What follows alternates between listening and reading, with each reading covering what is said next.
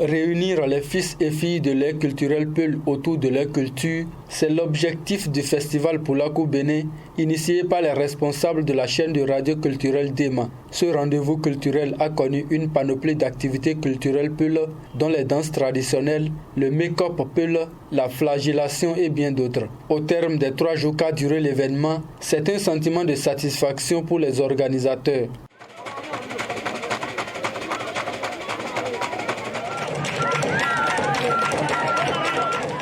Tout ce qui a été prévu au programme a vraiment tenu: la démonstration des arts culinaires, la démonstration de l'esthétique et de la beauté Peul, le défilé de mode, le match de football entre éleveurs et agriculteurs qui s'est soldé par une victoire des éleveurs, les démonstrations de danse, de chant, la flagellation, c'est le point culminant même, c'est l'un des objectifs d'ailleurs, de faire revivre ce qui repartait et de permettre aux jeunes générations de les voir. Du côté qualitatif aussi, on a vu la qualité de la mobilisation.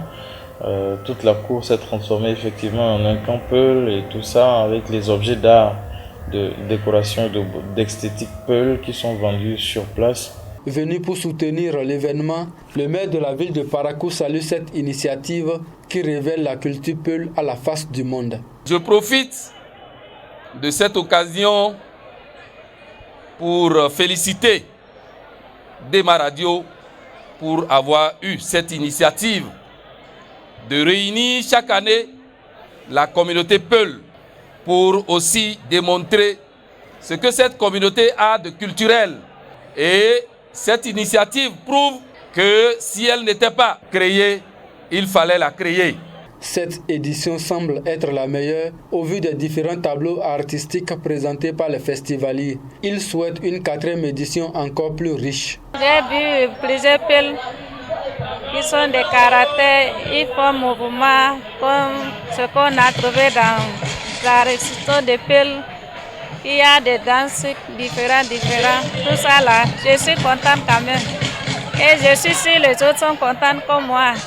Depuis les parents, ce qu'on ne se connaît pas, donc pour révéler nous les enfants, pour connaître ce que le papa et maman faisaient avant. Ben, même si on ne veut pas les attraper, mais on veut connaître un peu pour la leçon de la Poulakou. L'année prochaine, je veux que ça serait plus que le monde comme ça encore. Parce qu'on ne savait pas avec le Covid-19, on n'a pu faire les jeunes, on n'a pas fait ça, mais maintenant avec on a commencé, on a fait ça, c'est bien. Si aujourd'hui nous sommes habillés comme ça, c'est parce que c'est la journée de Poulakou, nous sommes très fiers. Pour les années à venir, nous souhaitons que ça soit brave plus que ce jour-là et que Dieu nous donne longue vie. Occasion pour Gaston Yamaro de remercier ceux qui ont contribué à la réussite de ce festival atypique. C'est vraiment un festival traditionnel, purement traditionnel, et où les festivaliers se prennent en charge eux-mêmes, là où ils vont dormir, ce qu'ils vont manger.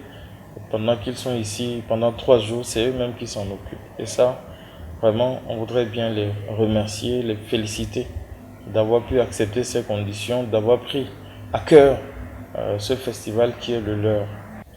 Remercier les forces de sécurité, la police républicaine, tous les commissariats à qui nous avons écrit et qui ont vraiment collaboré, qui ont permis de sécuriser l'événement, mais surtout aussi qui ont compris que ces 3 jours-là sont un peu particuliers et que nos festivaliers, il fallait être indulgent avec nos festivaliers.